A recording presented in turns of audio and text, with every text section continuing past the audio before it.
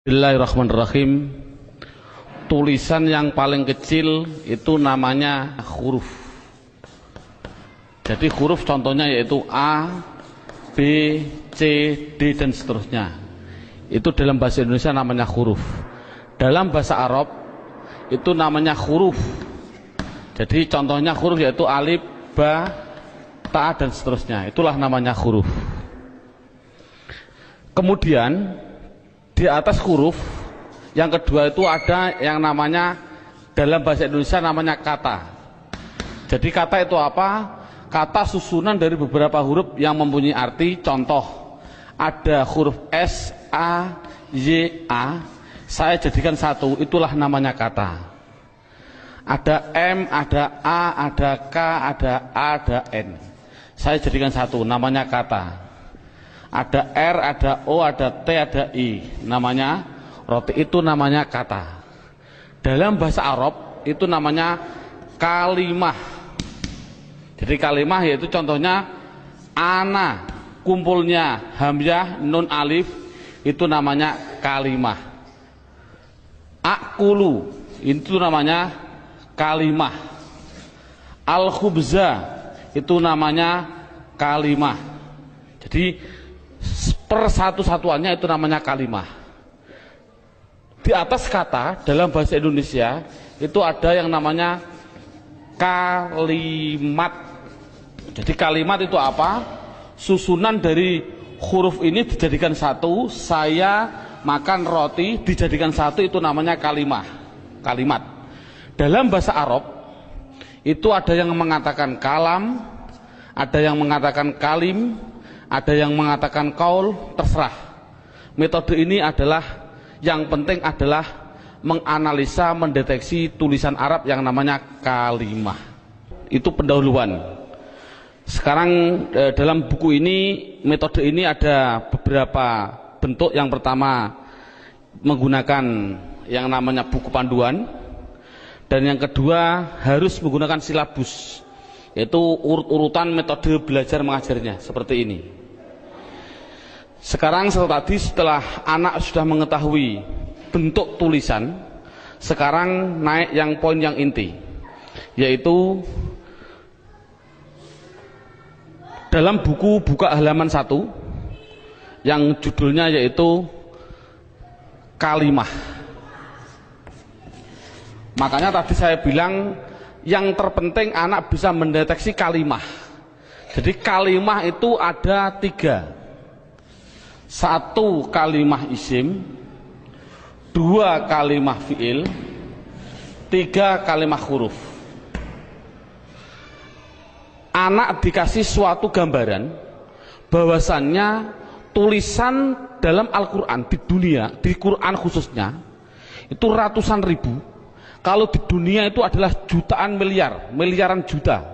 Berarti jutaan miliar itu jumlah kalimah. Contoh, saya mencontohkan. Ada tulisan Arab alhamdulillahi rabbil alamin. Ini kita deteksi, yang inilah namanya kalimah.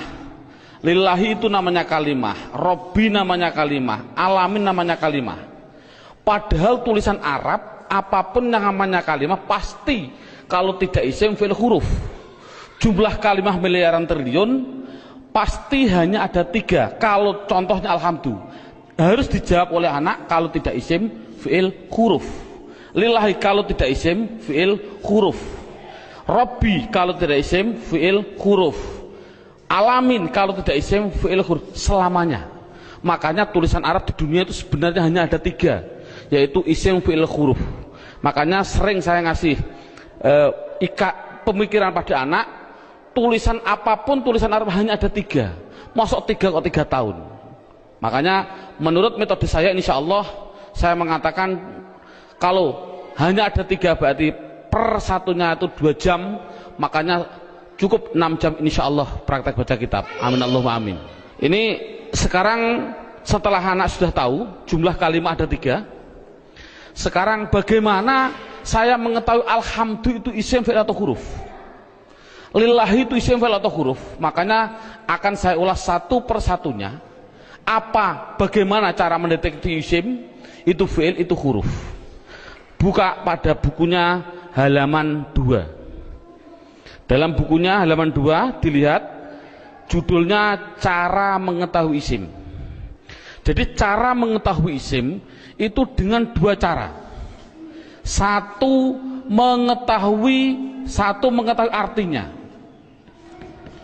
Kalau memang artinya itu kok menunjukkan suatu kata benda atau suatu kata sifat, pasti itu dikatakan isim. Jadi isim itu kalau tahu artinya itu menunjukkan benda atau menunjukkan suatu sifat, pasti isim. Sama dengan fi'il nanti juga sama. Cara mengetahuinya fi'il dengan dua cara sama. Satu mengetahui artinya. Kalau memang artinya menunjukkan suatu kata kerja, itu pasti fi'il. Nah di dunia ini kan hanya ada 3. Pasti kalau tidak kata benda, kata sifat, kata kerja. Saya contohkan, duduk itu kerja atau apa? Jawab saja, anak dites. Contoh saya bilang, duduk, isim, fi'il atau huruf? Anak akan jawab, fi'il, karena artinya kerja. Saya contohkan lagi, ada tulisan Arab, mim, sin, jim, dal. Ini tulisan Arab. Kalau tulisan Arab harus dijawab, lafal mim, sin, jim, dal, ini isim, fi'il atau huruf? Anak pasti akan menjawab isim. Tahu kok isim? Karena artinya menunjukkan suatu benda. Ini berarti kan sudah bisa anak. Saya contohkan lagi.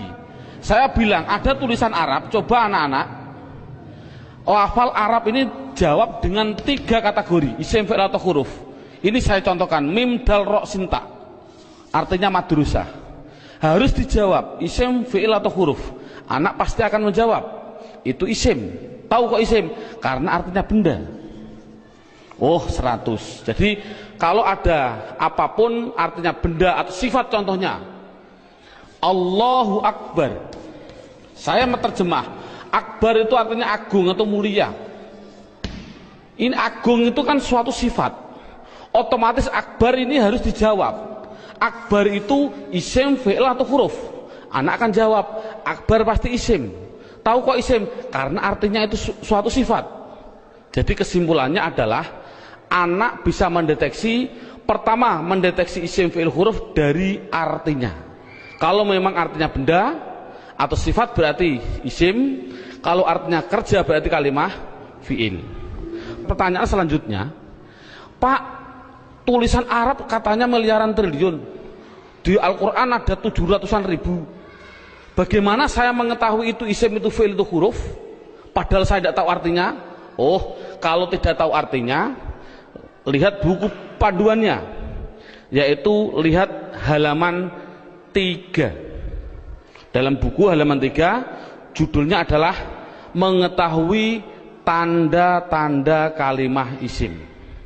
1, kalau tidak tahu artinya, 1 harus mengetahui tanda-tandanya. Tanda-tandanya isim. Yang dimaksud adalah tanda-tandanya isim. Apa tanda-tandanya isim? Buku halaman 3, 1 yaitu dimasuki tanwin. Tanwin itu berarti baik tanwin dhammah, tanwin fathah, tanwin kasroh. Saya contohkan, hasibun, isim, fi'il atau huruf? Isim. Tahu kok isim? Karena ada tanwin. Untuk anak kecil mungkin kelas 5 diniyah, tanwin itu pasti di belakang. Tulis saja, disuruh di belakang. Bukunya tambah situ silahkan. Yang penting tanwin pasti di belakang. Baik tanwin dhammah, tanwin kasroh, tanwin fathah. Saya contohkan, hasibun. Ini tulisan Arab, harus dijawab isim, fi'il atau huruf? Artinya apa? Saya nggak tahu. Kalau tidak tahu, ini harus dijawab isim. Mengapa ke isim? Karena ada tanwinnya. Saya menulis lagi, sohi bin, isim, fi'il atau huruf? Isim. Tahu kok isim? Karena ada tanwinnya. Berarti anak sudah bisa mendeteksi, yaitu tanda-tanda yang pertama kalimah isim, yaitu dimasuki tanwin. Sekarang yang nomor 2, Tanda-tanda isim yang nomor 2 itu kalau ada tulisan Arab depannya dikasih al, makanya dalam bukunya hanya dimasuki al, garis miring di depan. Jadi kalau ada tulisan Arab depannya ada alif dan lam, pasti itu isim. Contoh, alhamdu, harus dijawab isim fi'il atau huruf. Jawabnya adalah isim. Tahu kok isim? Karena dimasuki al. Ar-Rahim, isim fi'il atau huruf. Isim. Tahu kok isim? Karena ada al. Dan seterusnya. Sekarang yang ketiga, tanda-tanda isim yang ketiga yaitu dimasuki yang namanya huruf jar. Huruf jar itu apa sih?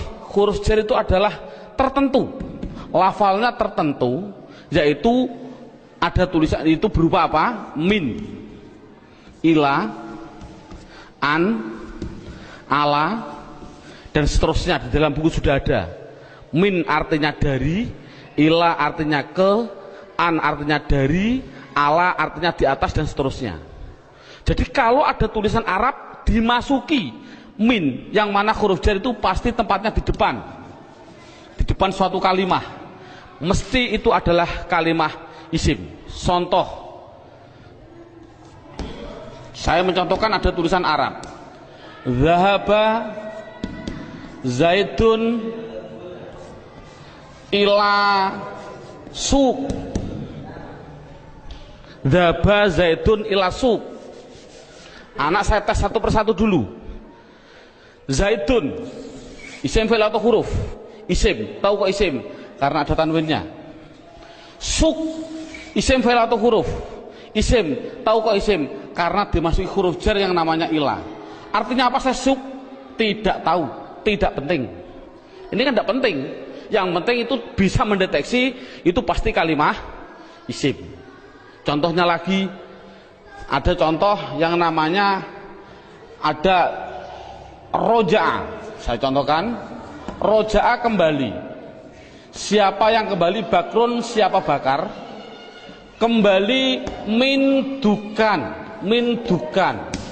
Bakrun isim fi'il atau huruf? Jawabnya isim. Tahu kok isim? Karena ada tanwin. Min dukan itu isim fi'il atau huruf? Isim. Tahu kok isim?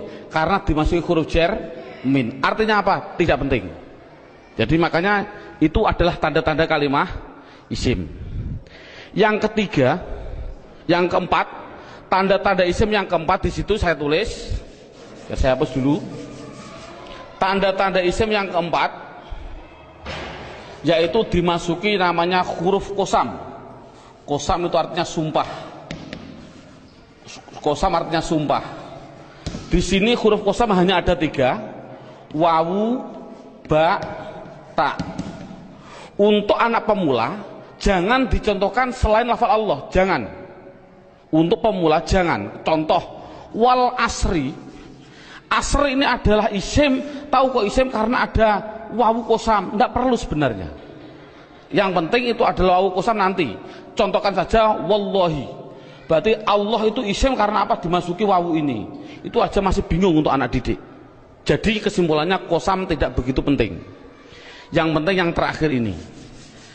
Tanda-tanda isim yang terakhir, yang kelima, yaitu dimasuki yang namanya mamimu. Contohkan, ini contoh mamimu di sini dalam buku panduan. Di situ lihat halaman 65. Halaman 65 dalam bukunya dibuka. Contohnya halaman 65 yaitu fa'ala yaf'ulu fa'lan wa maf'alan fahuwa fa'ilun wa dzaka maf'ulun. Saya ambil yang penting-penting saja. Uf'ul la taf'ul, maf'alun 2 kali ini, maf'alun mif'alun. Cara menerangkan pada anak bahwasannya fa'ala yaf'ulu fa'lan ini adalah dalam bahasa pramuka namanya kata sandi. Kalau dalam bahasa komputer namanya keyword atau password. Atau password, katakan saja password. Passwordnya itu apa? Itu namanya fa'ala. Karena apa? Fa'ala itu adalah hitungan hanya ada 3. 1, 2, 3. Artinya tulisan Arab di dunia, saya tadi bilang miliaran triliun itu pasti dari 3 kata dasar. Saya bilang contoh, memukul, doroba, ini namanya 1, 2, 3. Duduk, jalasa, 1, 2, 3. Menolong, nasoro, 1, 2, 3. Inilah jadi tulisan Arab itu pasti 3. Contoh fa'ala, berarti saya contohkan di atas. Makanya anak, kalau insya Allah kalau anak desa biasanya sudah bisa. Ini namanya fa fi'il, ini namanya fi'il. Sebagai kata sandi namanya fi'il. Namanya fa fi'il, ain fi'il, lam fi'il. Jadi dot itu bertepatan dengan fa namanya fa fi'il, ro bertepatan dengan ain namanya ain fi'il, ba bertepatan dengan lam namanya lam fi'il. Jadi pasti tulisan Arab miliaran triliun itu pasti dari 3 kata dasar. Itu pasti. Jadi kalau dilihat nanti dalam tulisan Arab, yang dimaksud mamimu adalah ada tulisan Arab, depannya ada mim, baik dibaca mi kasroh mi, atau dibaca mim dibaca fathah ma, atau ada tulisan Arab dibaca mu muslim. Kalau ada tulisan Arab depannya kok dikasih mim dan jumlahnya pasti 4, berarti karena 3 yang asli, mim lam sin asli, mim tambahan, lam fa lam ain fa asli, mim tambahan. Jadi kalau ada tulisan Arab depannya ada mim, baik dibaca ma atau mi atau mu, pasti itu kalimat isim. Contoh, muslim, isim fi'il atau huruf? Jawabnya adalah isim. Tahu kok isim? Karena dimasuki mu. Saya menulis. Masjid, isim fi'il atau huruf? Isim. Tahu kok isim? Karena dimasuki ma. Dan seterusnya. Saya bilang madrasah, isim fi'il atau huruf? Isim. Tahu kok isim? Karena dimasuki ma. Jadi tulisan Arab kalau ada mim dibaca baik fathah, kasroh, dumah, itu pasti kalimah isim. Sekarang saya tambah sedikit suatu pengenalan. Kalau ada tulisan Arab,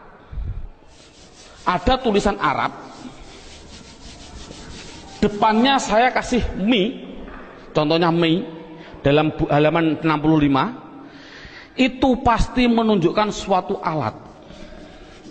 Pasti. Contoh saya contohkan rowaha sama dengan fa'ala. Rowaha artinya angin. Coba kalau kasih mi bunyinya apa? Samakan dengan ini. Berarti mati hidup hidup.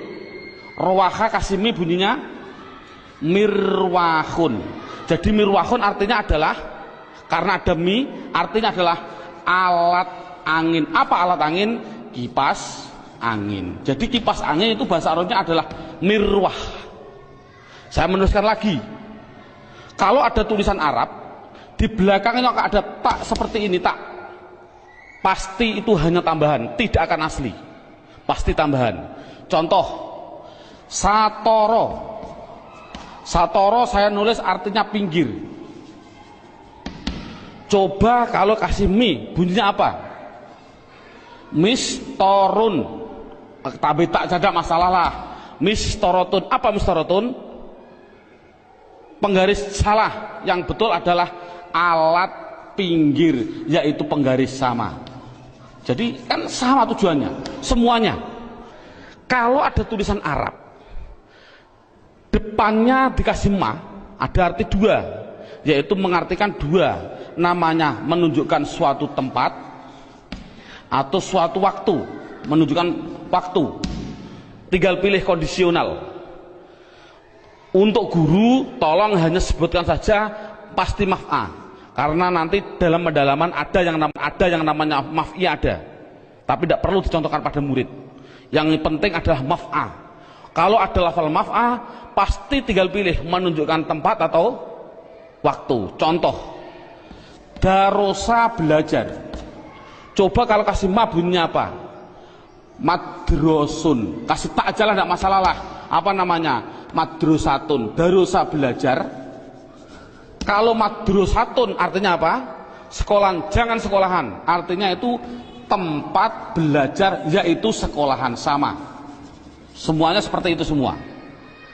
Kataba menulis. Coba kalau kasih ma bunyinya apa? Maktabun. Apa maktabun? Maktabun artinya tempat menulis. Apa? Meja. Jadi meja tulis bahasa Arabnya maktab dan lain sebagainya. Ada yang mengatakan tempat nulis itu adalah kantor, boleh. Jadi maktabun kantor, boleh. Karena memang kantor itu untuk tempat menulis juga. Dan seterusnya. Setelah itu yang penting anak bisa mendeteksi kalimat isim. Ini alhamdulillah cukup sampai ini. Minimal anak bisa mendeteksi media harokat pasti isim. Karena apa? Kita semua bisa melihat yang namanya isim di media harokat itu pasti ada tanda-tandanya itu semua, kecuali satu yang namanya mudhof. Ini murid tidak perlu diterangkan.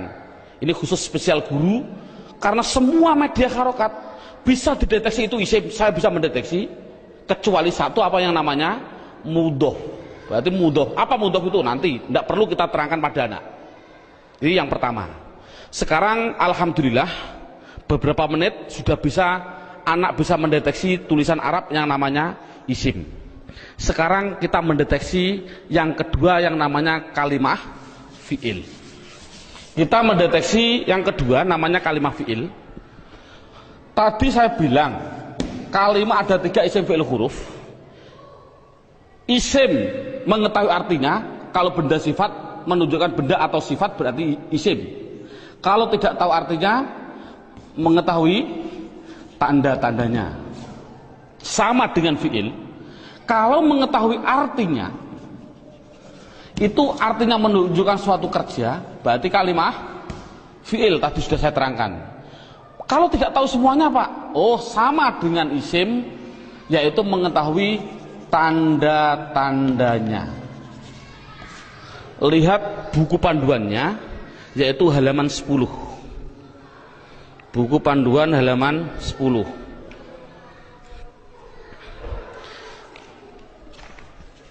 Tanda-tanda kalimat isim.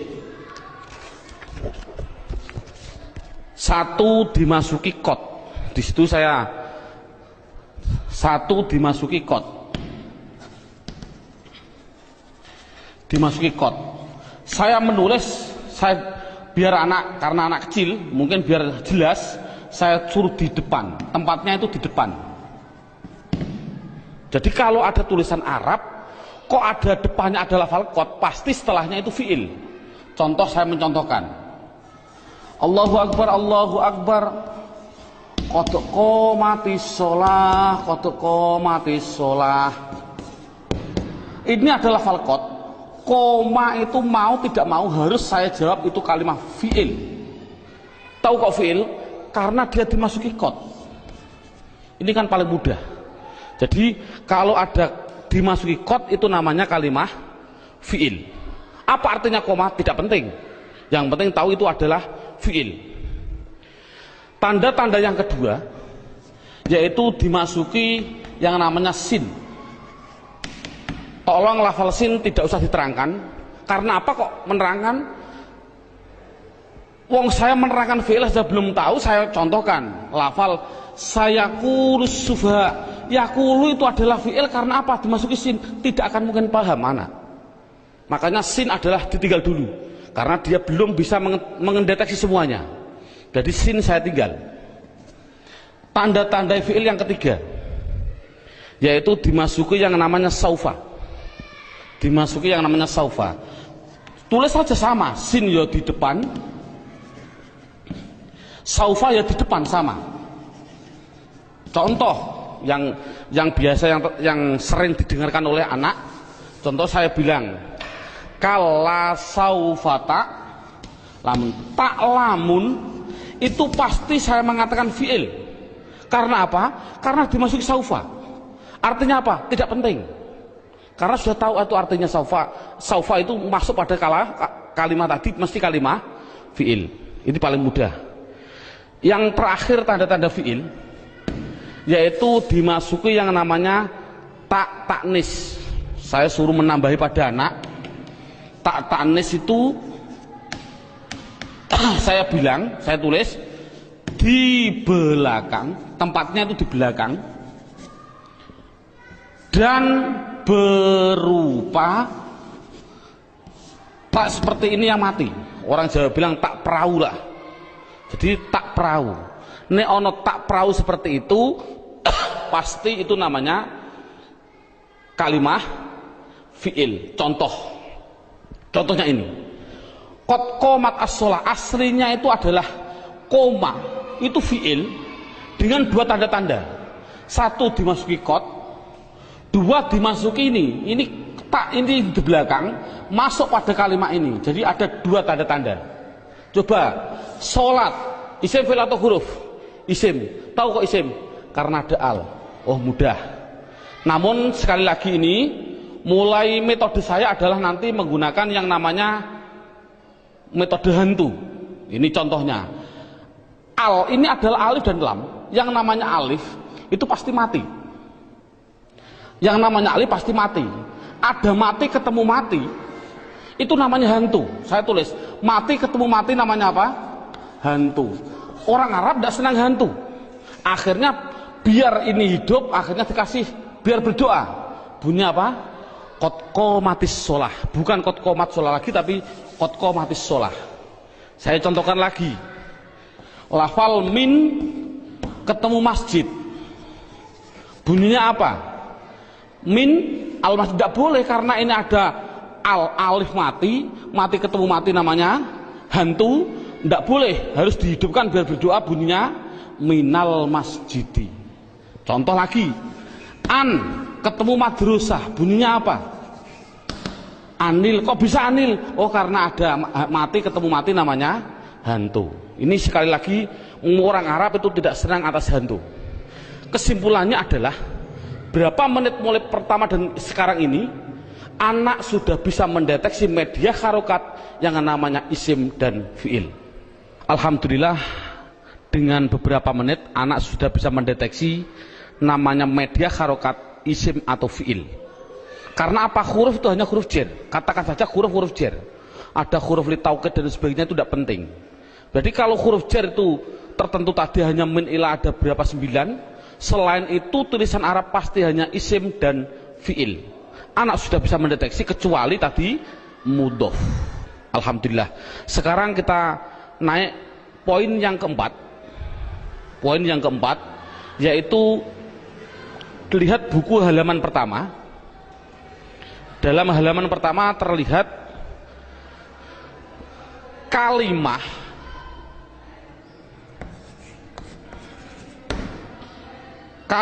isim, fiil, huruf. Ini ada gambar kalimah pasti butuh kepada yang namanya, ini garis dari horizontal namanya perlu. Dalam bahasa Indonesia namanya perlu, bahasa Indonesianya orang Jawa namanya butuh. Butuh itu kemarin saya dari Sumatera, butuh itu artinya sama seperti di orang Kalimantan Dakar. Naudzubillah, mohon maaf sekali bahasa kasar perlu. Berarti kalimah itu pasti memerlukan yang namanya i'rab. Halaman pertama dilihat, i'rab itu ada 4. Satu namanya i'rab rofa, 2 namanya i'rab nasab, 3 namanya i'rab jar, yang keempat yaitu namanya i'rab jazm. Jadi kalimah itu pasti memerlukan yang namanya i'rab. Padahal i'rab ada 4, rofa, nasab, jar, jazm. Dan perlu diketahui kalimah isim itu butuhnya hanya butuh 3, bukan 4. Fi'il butuhnya yaitu 3, bukan 4. Huruf, oh sementara huruf tidak butuh. Jadi yang butuh i'rab itu yaitu khusus yang namanya kalimah isim dan kalimah fi'il. Apa i'rab itu nanti saya terangkan. Yang penting isim itu butuh 3. Apa namanya? Dan perlu ditulis dulu. Anak harus digarisbawahi. Rofa pasti domah. Dibilang pasti. Karena pengalaman saya pada waktu kecil, Pak Guru menerangkan rofa yaitu domah wawu alif nun. Itu saya juga bingung. Makanya saya melihat dalam jurumiyah ada namanya alamat asli, menunjukkan bahwasanya anak, saya punya insting, oh berarti mengapa musonaf kok mengatakan asli domah, inilah mungkin metode saya harus mengikuti seperti ini. Jadi setiap anak pastikan yang namanya rofa pasti domah, yang namanya nasab pasti fathah, yang namanya jer pasti kasroh, yang namanya jazm pasti sukun. Dipastikan dulu. Jadi kalau sekarang kita lanjutkan, yang butuh i'rab itu adalah isim butuh 3. Apa-apa? Isim butuhnya yaitu rofa, nasab, jer. Ini kebutuhan isim. Jadi isim butuhnya hanya 3, rofa, domah, nasab, fathah, jer, kasroh. Tidak butuh kepada jazm, tidak butuh. Ini penting. Adapun yang fi'il butuh 3. Fi'il butuh 3. Apa-apa? Rofa, nasab, dan jazm. Tidak butuh kepada yang namanya jer. Ini anak harus tidak perlulah kita terlalu ngasih pertanyaan terbulak-balik. Contoh, isim i'rab apa yang khusus masuk pada fi'il, i'rab apa yang tidak boleh masuk pada fi'il. Tidak perlulah. Yang penting minimal pertama kali tolong ditekankan isim. Fi'il aja tidak penting, nanti dulu. Yang penting kalau bilang isim pasti punya namanya rofa domah, nasab fathah, jer kasroh. Itu isim dulu, matangkan isim. Fi'il tidak perlu ditanya dulu. Jadi sekarang pertanyaannya, apa sih yang dinamakan rofa domah? Rofa itu adalah i'rab. I'rab itu apa? I'rab adalah perubahan pada akhir kalimat atau kata, akhir kata atau kalimah dalam bahasa Arabnya tadi. Jadi kalau ada tulisan Arab, perubahan belakang itulah namanya i'rab. Contoh saya bilang, ada tulisan Arab min sim jimdal, belakangnya itu, kalau ini kan kata benda, ini kan orang tahu kata benda. Kalau benda berarti kalimah isim. Kalau isim harus dijawab, pasti butuh perubahan belakang. Kalau dia rofa ya pasti dun. Apa rofa itu nanti? Pasti dun. Kalau dia nasab berarti pasti dan. Kalau dia jer berarti din. Makanya saya tadi bilang, yang namanya i'rab, khususnya ini, i'rab itu sama dengan nahwu. Contohnya lafal ini, dun dan din. Inilah belakang, ini namanya nahwu. Adapun depan ada tulisan mim sim jim dal, bacanya apa? Masjid. Mengapa kok dibaca masjid? Buat dibaca misjid saja. Inilah perubahan depan, itu namanya sorof. Jadi nahwu sama sorof itu harus gandeng. Mengapa terjadi sekarang ini guru nahwu, guru sorof sudah berlainan, itu sudah jauh. Akan bertemu juga sulit. Karena satu kalimat membutuhkan 2 hal. Yang namanya nahwu dan sorof. Jadi perubahan depan itu namanya sorof, perubahan belakang adalah nahwu. Jadi kesimpulannya lagi, ada kesimpulan ini, tolong nanti anak-anak harus dipahami. Yang namanya isim, yang namanya, saya ini kesimpulan, isim pasti butuh 2 hal belakangnya. Kalau ada al, kalau tidak ada al ya ditanwin. Itu prinsip. Jadi kalau ada tulisan Arab kok dia menunjukkan suatu isim, itu harus kasih tanwin kalau tidak ada alnya.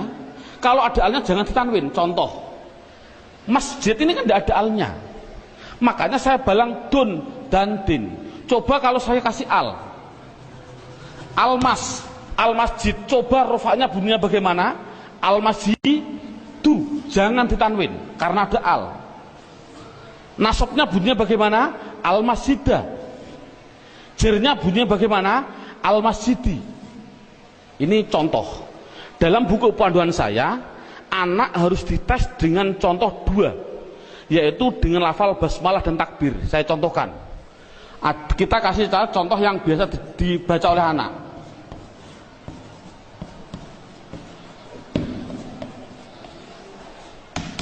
Dideteksi dulu isim fi'ilnya.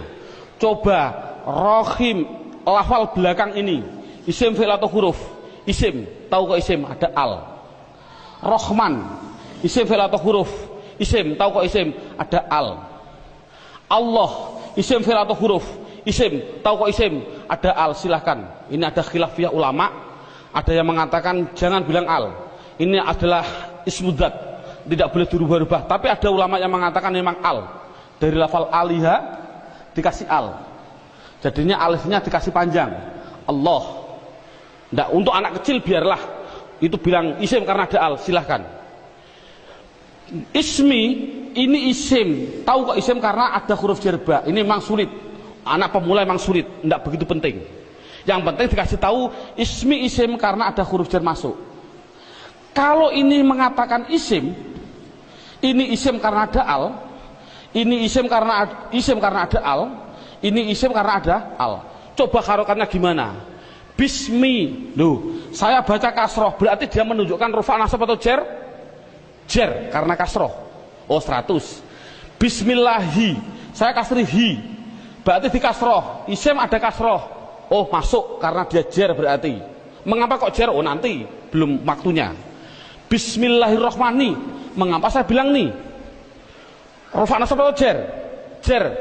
Oh 100. Teruskan, Bismillahirrohmanirrohim. Pasti anak jawab khim. Jawab saja mustahil. Karena sukun itu miliknya fi'il. Ini kan sukun. Sukun itu adalah miliknya kalimah. Sukun itu miliknya kalimah fi'il. Padahal ini isim. Berarti ini milik isim, tidak boleh.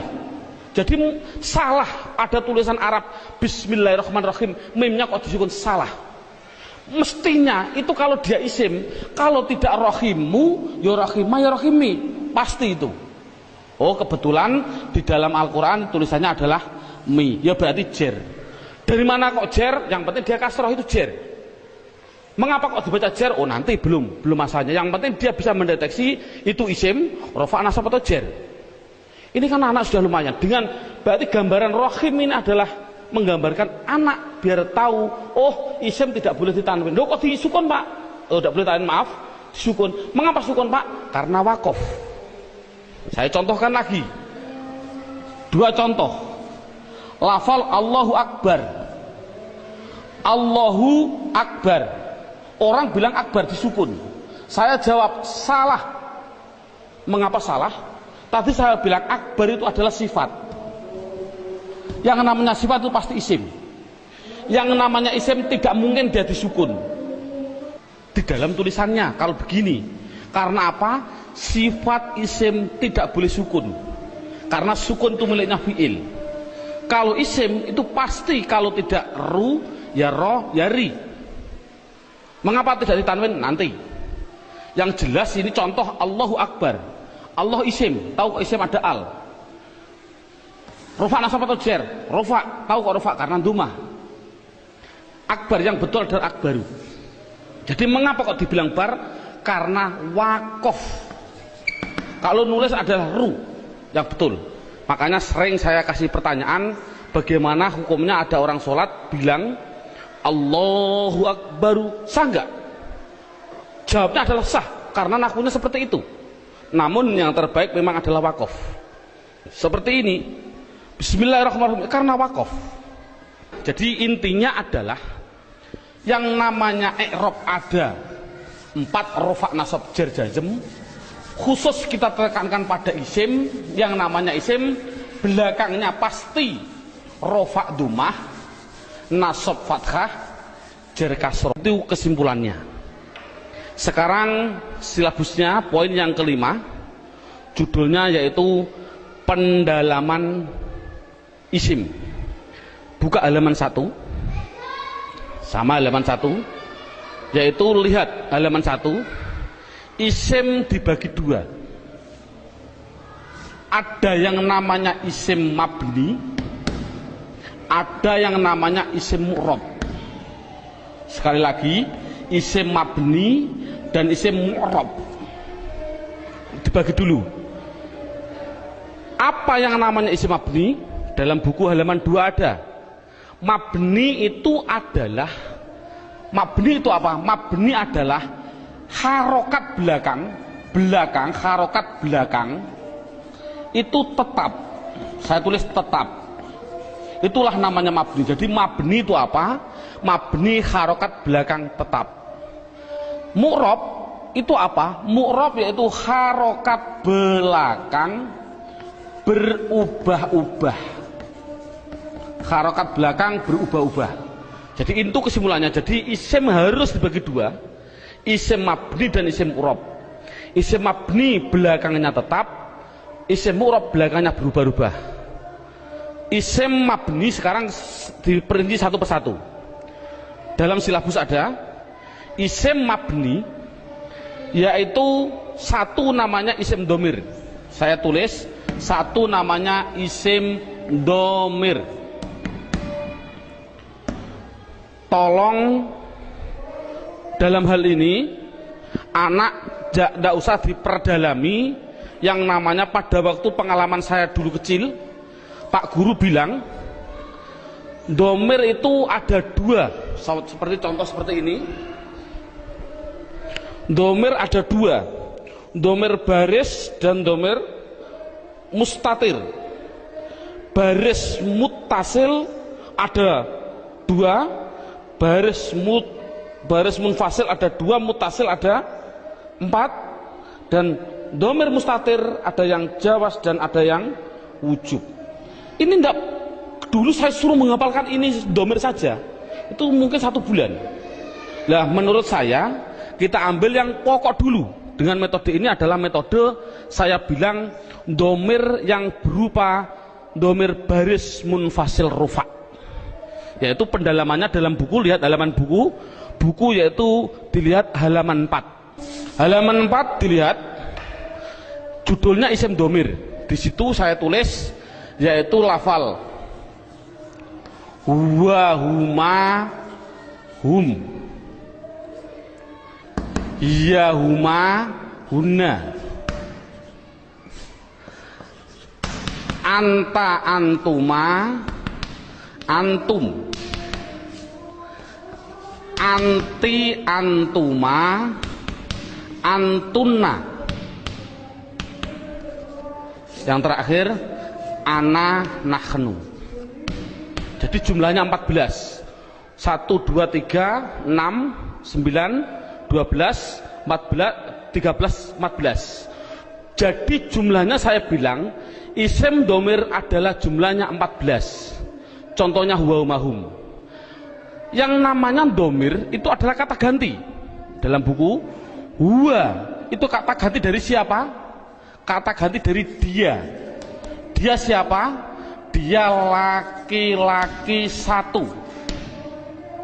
Ini yang namanya goib.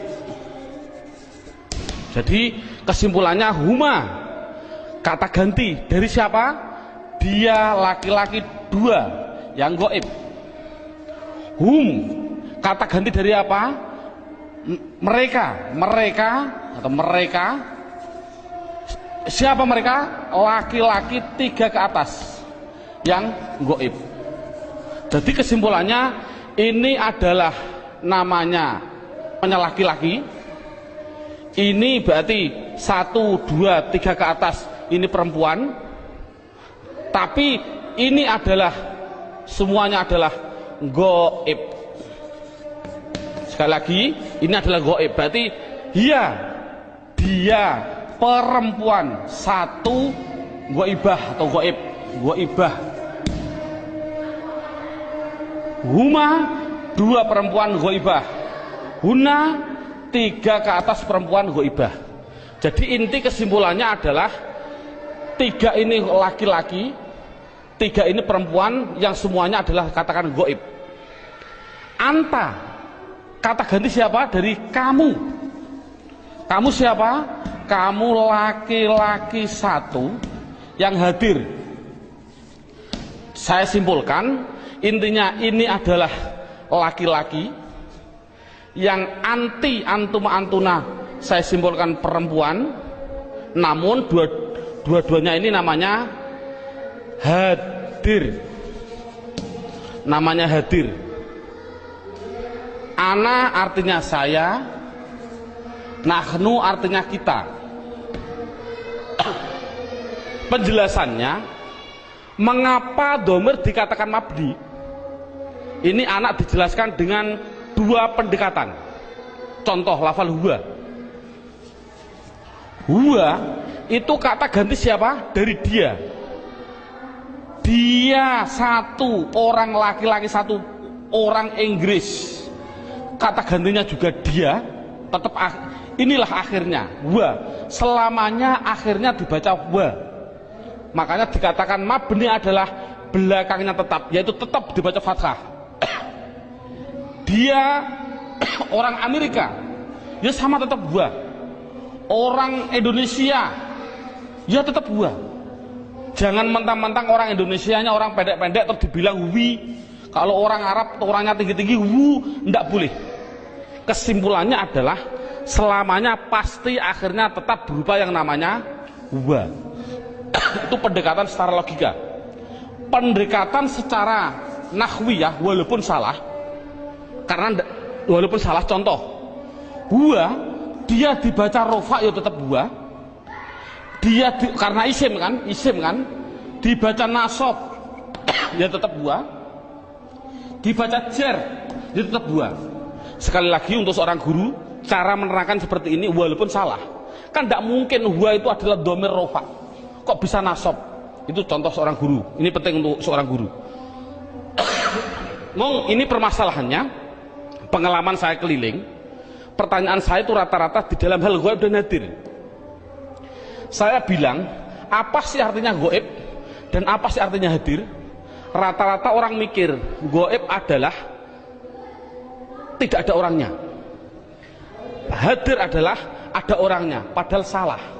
Pengertian ghaib adalah tidak diajak bicara walaupun ada di sampingnya. Samping saya ada namanya Zaid.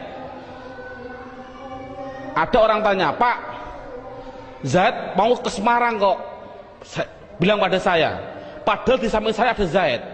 Ini namanya hadir atau ghaib? Ghaib, karena orangnya bicara sama saya, bukan pada Zaid. Jadi kata gantinya pada Zaid adalah wa.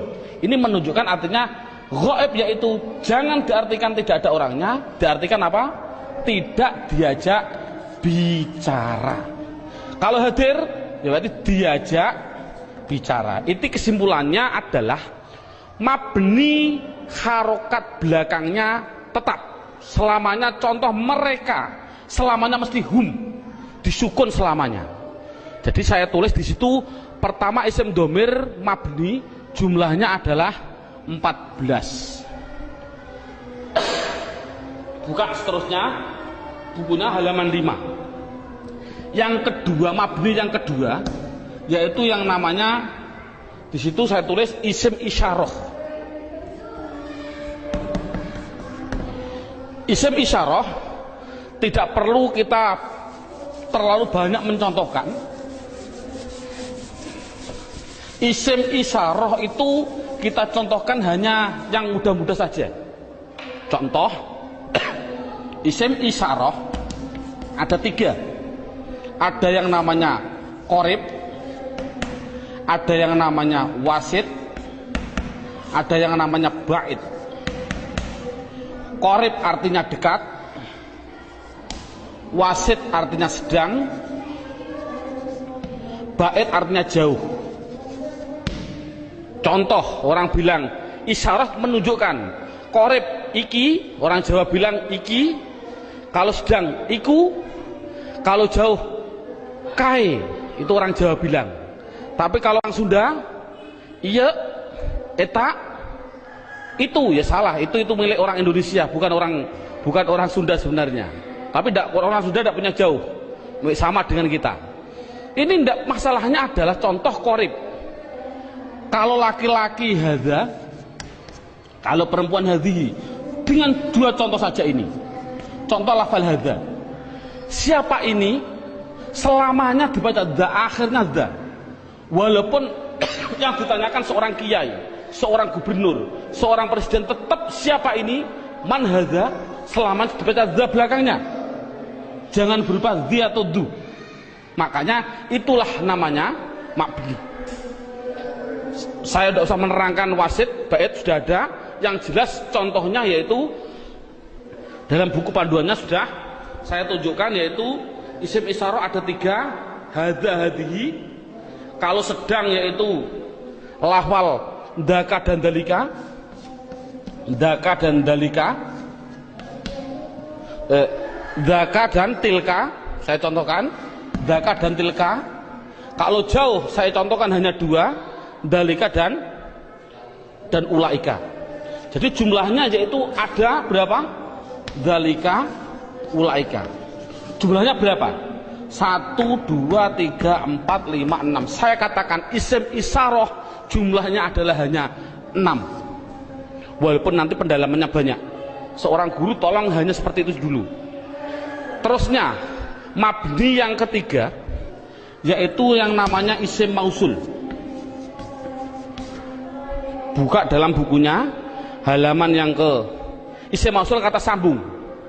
Datanglah Zaid, yang mana ja'a Zaidun alladzi. Ini isim mausul itu hanya tertentu, lafalnya tertentu.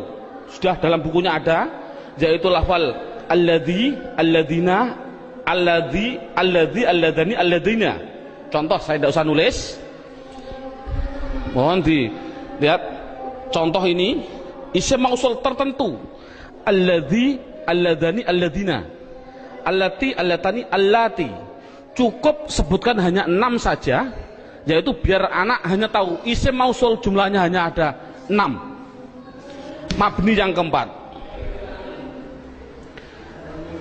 Mabni yang keempat yaitu yang namanya isim istifham. Istifham. Istifham itu pertanyaan. Di situ saya menulis, tidak usah saya tulis biar waktunya lebih singkat. Yang penting guru bisa menerangkan. Yaitu di situ saya tulis hanya man, mundu, madza, mata, ayana, aina, kaifa, anna, kam, dan ayu.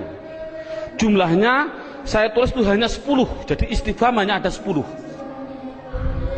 Yang keempat, yang ke mabni yang kelima, yaitu namanya isim syarat. Syarat itu apabila, jikalau, andai kata, itu namanya syarat.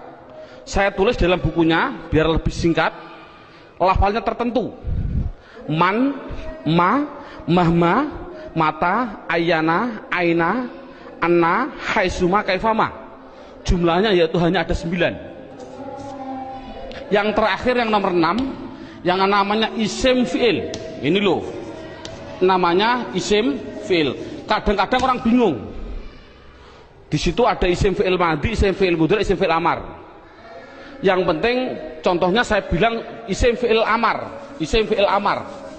Contohnya lafal amin, amina. Ini dikatakan dia bukan isim, bukan fi'il. Dikatakan isim fi'il. Mengapa kok isim fi'il? Tidak usah kita, anak tidak usah dikasih jawaban, kasih alasan, tidak usah. Yang penting isim fi'il itu lafalnya tertentu. Lafalnya itu hanya ada 9. Begitu. Berarti anak yang penting tahu. Contohnya seperti ini. Isim fi'il amar yang pertama. Ada yang namanya soh dan seterusnya. Isim fi'il madhi ada 2. Isim fi'il mudhari ada 2. Cukup 9 saja. Inti kesimpulannya, isim mabni itu jumlahnya adalah 14, 6, 6, 10, 9, 9. Jumlahnya adalah 54. Padahal tadi saya bilang tulisan Arab yang namanya isim di dunia jumlahnya kalimat isim adalah 1 miliar triliun. Itu jumlahnya tulisan Arab di dunia itu 1 miliar triliun. Kalau isim jumlahnya miliaran triliun dibagi dua, mabni dan mu'rob. Yang namanya mabni yaitu 54, selainnya pasti mu'rob. Kesimpulannya, isim mu'rob adalah yang tidak berupa mabni. Saya mohon maaf untuk seorang ustadz, seorang guru. Dulu pada waktu saya masih kelas 1 sanawiyah, sudah diajarkan oleh alfiyah, padahal saya belum memahami betul. Saya ditunjukkan contohnya huwa, isim domir. Isim domir huwa itu dikatakan mabni karena apa? Karena yang namanya mabni adalah serupa dengan huruf. Mu'rob tidak serupa dengan huruf. Jadi yang namanya mabni serupa dengan huruf. Serupa di dalam apanya? Ada sibe wat'i, sibe iftikori, sibe. Tidak perlulah kita sementara, nanti dulu. Yang penting anak bisa, yang namanya mabni pasti tertentu lafalnya, dan dia pasti serupa dengan huruf. Makanya tidak usah kita menjelaskan alasan-alasan dulu. Biarlah nanti seorang ustadz kalau dia sudah belajar alfiyah. Ini metode awal. Jadi saya simpulkan, kalau tulisan Arab yang namanya isim jumlahnya 1 miliar triliun, mabni 54, berapa jumlah mu'rob? Jumlah mu'rob ya miliaran triliun dikurangi 54. Kalau kita nulis persen, ya mungkin 0,000 nafas hampir habis baru 1%. Jadi anak mudah. Isim domir ada 14, isim isyarah ada 6. Contoh, alhamdu, isim fi'il atau huruf? Isim. Tahu kok isim? Ada al. Kalau tahu isim harus dijawab, dia masuk kategori mabni atau mu'rob, harus dijawab. Jawabnya apa? Anak dibilang ini pasti mu'rob. Karena apa kok mu'rob? Karena lafal alhamdu tidak ada pada mabni yang jumlahnya 54. Itu kan paling mudah. Berarti semua tulisan Arab kalau tidak ada di 54 ya pasti mu'rob. Berarti mu'rob miliaran triliun. Jadi makanya anak suruh menghafalkanlah. Arti tidak perlu nanti dulu. Yang penting anak bisa mendeteksi. Itu adalah mabni, jumlahnya 54, apa-apa, wa mahum dan seterusnya. Isim isyarah tak dihafal, isim mausul hafal. Selain itu pasti mu'rob. Contoh lagi, alhamdulillahi rabbil alamin. Isim fi'il atau huruf? Isim. Tahu kok isim? Ada al. Kalau isim, jawab mabni atau mu'rob? Itu pasti pertanyaannya itu harus. Jawabnya adalah mu'rob. Tahu kok mu'rob? Karena tidak ada di mabni, gitu saja. Paling simpel. Mengapa kok mu'rob? Karena tidak ada di mabni. Insya Allah anak akan bisa. Berarti bisa mendeteksi media harokat itu isim, mabni atau mu'rob. Semuanya. Mulai dari bismillah, mu'rob karena tidak ada di mabni. Bismillahi Allah, mu'rob karena tidak ada di mabni. Bismillahirrahman, Rahman mesti mu'rob karena tidak ada di mabni. Rahim mu'rob karena tidak ada. Mudah. Jadi anak sudah bisa mendeteksi itu mabni dan itu mu'rob. Sekarang pendalaman yang terakhir, pendalaman isim yang terakhir yaitu di dalam hal mu'rob.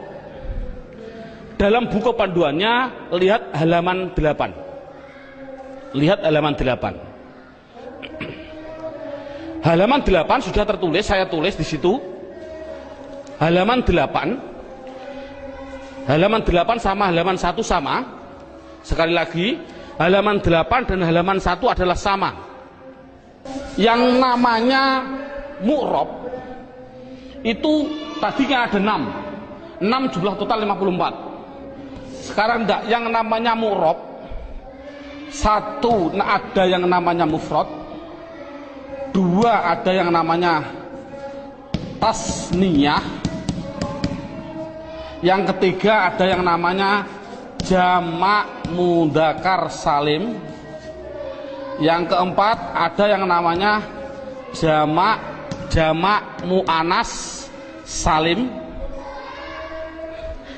yang kelima, lah ini saya batasi cukup mu'rob, yang penting anak bisa 4, mufrad tasniyah jamak mudzakkar salim jamak muannas salim. Yang kelima sampai yang ke-9 tidak penting. Yang kelima sampai yang ke-9 tidak penting. Sekali lagi metode ini adalah tidak penting. Karena apa? Karena mu'rab yang 4 ini itu sudah mendominasi dalam tulisan Arab, 80% dari tulisan Arab itu pasti terjadi dari 4. Makanya anak harus ditekankan di dalam 4 tadi. Berarti sekali lagi, mu'rab yang jumlahnya miliaran triliun dikurangi 54 itu harus dimasukkan di antara 4 ini. Berarti di antara 4 ini mufrad, tasniyah, jamak mudzakkar salim, jamak muannats salim. Sekarang anak diterangkan apa sih yang namanya isim mufrad. Lihat ini, mufrad itu bahasa Arab. Artinya apa mufrad? Artinya satu. Baik dia seorang laki-laki atau perempuan, pokoknya satu, itu nama bahasa Arabnya mufrad. Tasniyah itu bahasa Arab. Apa sih artinya tasniyah? Tasniyah itu artinya 2. Baik dia seorang laki-laki atau perempuan. Yang ketiga namanya jamak mudzakkar salim. Jamak itu artinya banyak, banyak itu artinya 3 ke atas, 3 plus. Mudzakkar artinya laki-laki, salim artinya selamat, berarti laki-laki yang selamat. Ngono selamat cara jani. Yang keempat, jamak muannats salim. Jamak artinya 3 ke atas, muannats artinya perempuan, salim selamat. Jadi sementara anak dites dengan bahasa Jawa atau bahasa Indonesia, disuruh mengarabkan. Contoh saya bilang, coba saya bilang 2 buku itu mufrad atau tasniyah atau jamak mudzakkar salim atau jamak muannats salim? Jawab tasniyah. Tahu kok tasniyah? Karena artinya 2. Saya bilang 5 bakar, mufrad, tasniyah atau jamak mudzakkar atau jamak muannats? Jawab jamak mudzakkar salim. Karena apa? Artinya 5 3 ke atas, zaid adalah, bakar adalah laki-laki. Jadi anak sudah bisa dites dengan bahasa Jawa, disuruh membahasa Arabkan. Contoh sekali lagi, 2 zaid tasniyah, 5 bakar jamak mudzakkar salim, 10 hindun, hindun itu perempuan, jamak muannats salim. Bakar 1 artinya mufrad, Zainab 1 artinya mufrad bahasa Arabnya. Nah, kalau ada tulisan Arab kok tidak berupa mabni yang jumlahnya 54, pasti harus dimasukkan mu'rab. Kalau mu'rab harus dimasukkan di antara 4 ini, harus apa mufrad, apa tasniyah, apa jamak mudzakkar salim, apa jamak muannats salim, pasti harus masuk semua tulisan mu'rab. Contoh, nah ini bagaimana saya mengetahui Pak tulisan Arab itu mufrad, tasniyah, jamak mudzakkar salim, jamak muannats salim? Lihat bukunya halaman 8. Kalau ada tulisan Arab,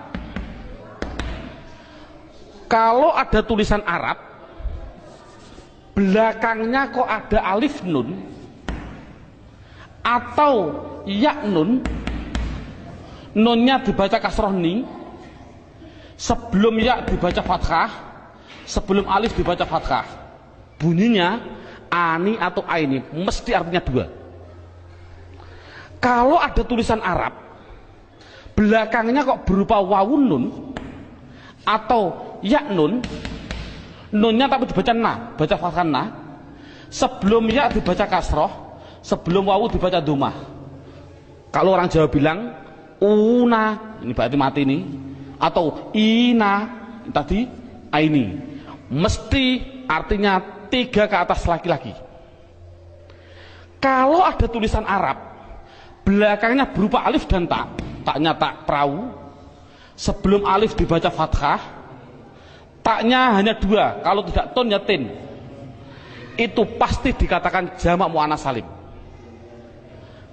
Kalau ada tulisan Arab belakangnya tidak ada tambahan ani, aini, una, ina, atun, atin, mesti itu isim mufrad.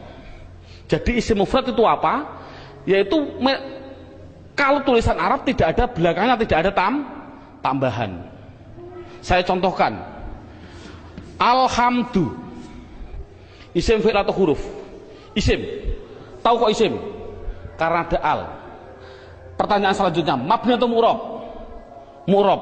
Tahu kok mu'rab? Karena tidak ada di mabni. Kalau mu'rab harus dimasukkan di antara 4 ini, wajib. 4 ini harus dimasukkan.